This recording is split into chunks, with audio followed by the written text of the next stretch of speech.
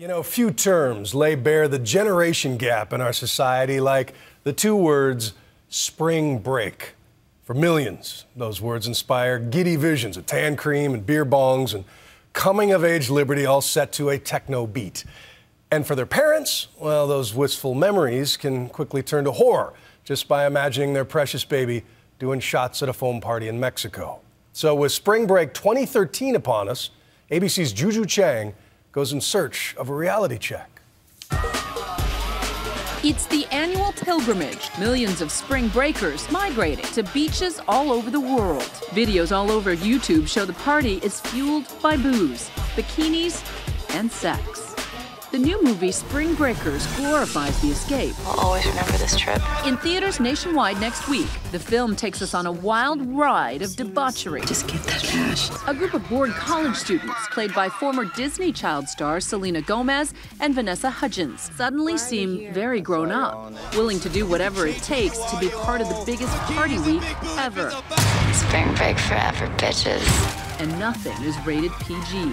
But critics argue, although the film is purposefully raunchy and going for shock value, the show and tell isn't too far from reality. Spring break is often the springboard into habitual partying for teens, and it can turn deadly. Just last week, 20-year-old Kyle Lamb was found unconscious in Panama City Beach after a reported day of drinking.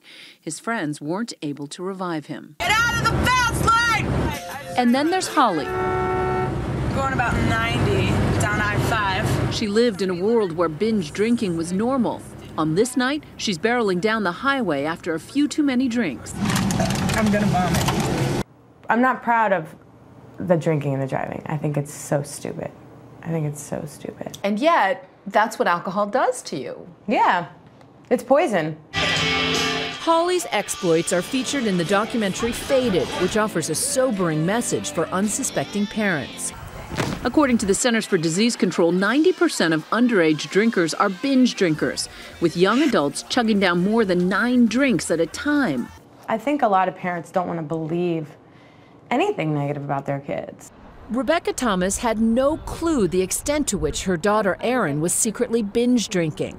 One night she wound up at a party with older boys she didn't know that well. So I thought, I'll just take a couple drinks. I'll relax, I'll get to know these people. But then that turned into, you know, I'll take another shot and I'll take another shot of this. So how many drinks do you think you consumed that evening? About 4 beers and I want to say 10 to 13 shots. 10 to 13 shots on top of that? Yes. How did you stay conscious? I didn't. Rebecca, as you're sitting here listening to this, 14 drinks?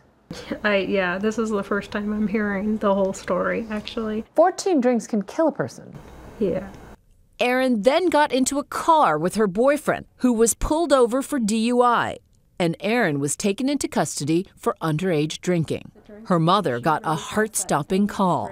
The officer said, "Are you Rebecca Thomas, and is your daughter, Erin Thomas?" And I just thought, oh my gosh, is she dead? I was just panicked.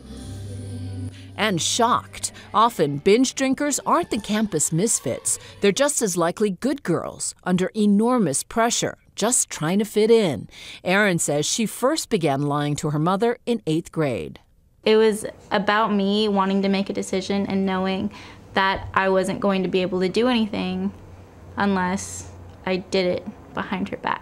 You wanted control. Yes. Often, underage bingers secretly pre-game, pounding stomach-turning quantities of alcohol before the school dance or the big game, where alcohol is strictly banned. Shotgunning 5 beers over a couple hours could be pretty common. Little kids, they don't even like the taste of alcohol. No, They're just hate it. They're just chugging it. Disgusting.